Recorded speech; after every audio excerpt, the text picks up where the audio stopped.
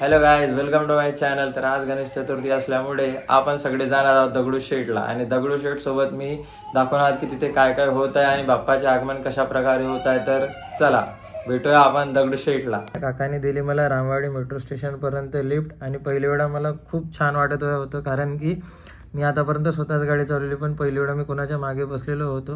हा, me lift मागत मागत रामवाडी मेट्रो स्टेशनला आलो आहे. का आलो आहे इथे ते तर तुम्हाला नंतर माहित पडेल, पर बघा. आणि हे आलं रामवाडी मेट्रो स्टेशन. इथून मी तिकीट केली आणि मी मंडई स्टेशनला गेलो. मंडई स्टेशनला मी पोहोचलो आणि हे बघा मंडई स्टेशन. त्याच्यानंतर हे बघा इकडे पहा, साईडला पूर्ण बॅनर्स वगैरे लावले आहे, लोकांची धावपळ चालू आहे. इकडे ढोल पथकवाल्यांचे आणि हे बघा जे श्रीमंत हलवाई दगडूशेठ आहे, इथे त्यांची मेन जी मूर्ती आहे ते राहणार इथे. त्याच्यानंतर हे बघा इथे गर्दी बघा किती सारी आहे, सगळे लोक कॅमेराज वगैरे.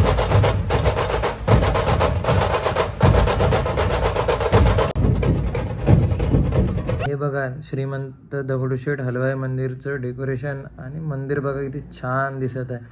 आणि हे बघा मोठी मूर्ती एकदम छान दिसत आहे ना, एकदम खतरनाक, एकच नंबर.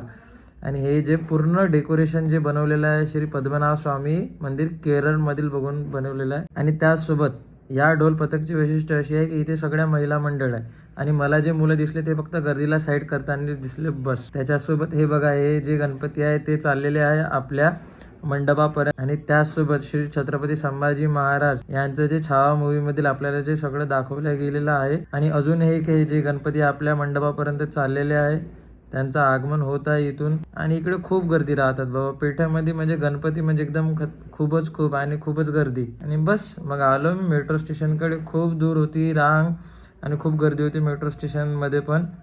आणि हे बघा शेवटी काय, मेट्रोमध्ये पण गर्दीच गर्दी, जिकडे जाऊ तिकडे गर्दी. आजचा दिवस खूप चांगला गेला. थँक्यू.